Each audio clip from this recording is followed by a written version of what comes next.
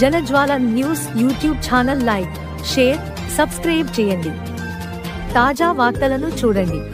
Srungavarapukota Janajwala news. కోటలో గండి పడిన చెరువును పర్యవేక్షించిన ఎమ్మెల్యే కోళ్ల లలిత కుమారి. 2024 సెప్టెంబర్ 8 ఆదివారం.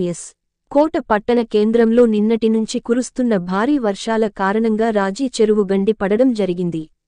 విషయానికి తెలుసుకున్న శృంగవరపుకోట నియోజకవర్గ ఎమ్మెల్యే కోళ్ల లలిత కుమారి గారు మండల ఎంఆర్ఓ, మున్సిపల్ అధికారులతో మరియు స్థానిక తెలుగుదేశం నాయకులతో కలిసి రాజీ చెరువు దగ్గరికి చేరుకుని పర్యవేక్షించడం జరిగింది. చెరువుకు తక్షణమే గండి పుడ్చాలని అధికారులను ఆదేశించడం జరిగింది. తెలుగుదేశం నాయకులందరూ సహాయక చర్యల్లో పాల్గొనడం జరిగింది.